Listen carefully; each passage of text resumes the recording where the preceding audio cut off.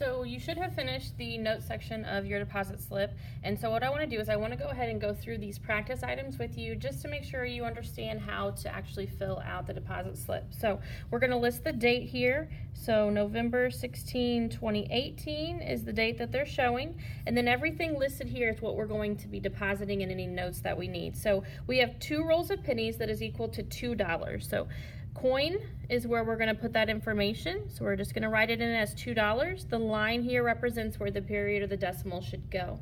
We have a $5 bill. Currency is always our bills, so 5s, 10s, 1s, 20s, anything like that.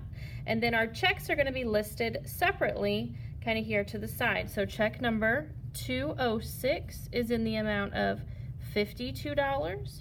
Check 716 is in the amount of $10, and check 530 in the amount of $15. So that's this, and this. The only one that did not fit was check 845. So that's going to have to be on the back side. This is if you would flip over your deposit slip. We're going to have to put it over here. So 845 in the amount of $25. That's going to go down here on the total then for the back side page. And then over here, total from other side is where that amount's going to go. So $25 here.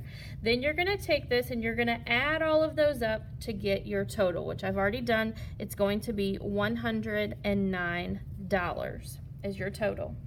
Now you'll notice here that we also want $15 in cash back. So right here, less cash received is where you're going to put the $15, and you're going to subtract that $15 from the 109 to get $94. So the 94 is going into your account as your deposit. The $15 is coming back to you in cash, and you also have to sign on this line here as a receipt of cash received. So we're just going to put our signature on this line only when we receive cash back.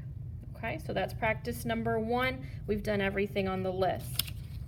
If we look at practice number 2, the date, August 2nd, okay, and you can write the date however you want as long as it's on there, and that's also 2018.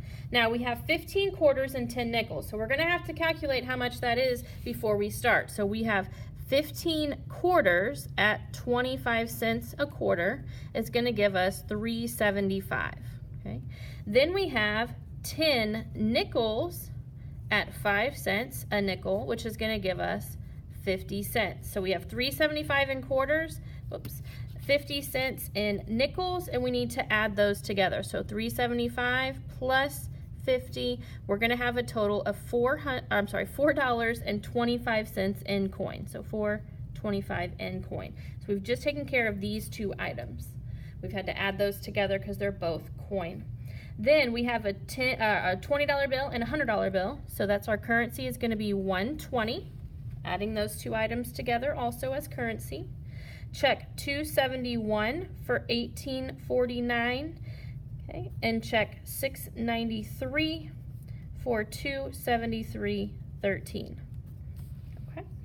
This time you do not want cash back, so we don't have to worry about that. So again, we're going to total these up to get us this amount right here, which is going to be $415.87.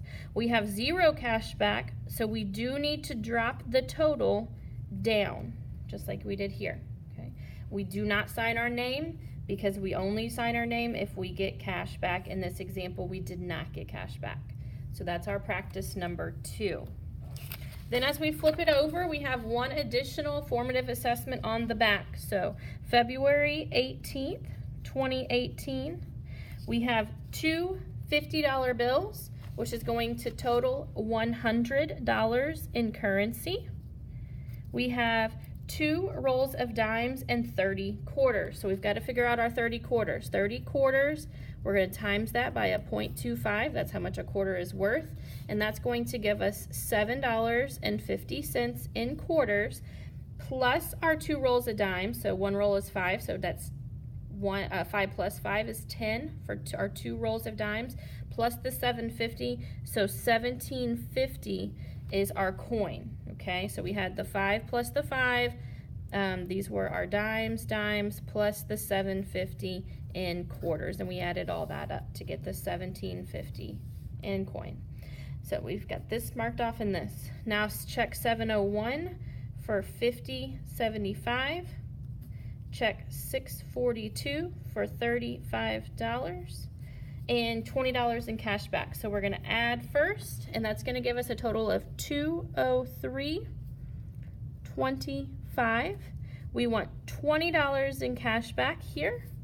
So when we subtract that, we're going to get $183.25, and they're going to require us to sign our name here to get our cash back. So $20 is going into our pocket for cash back. $183.25 is going into our bank account as our deposit.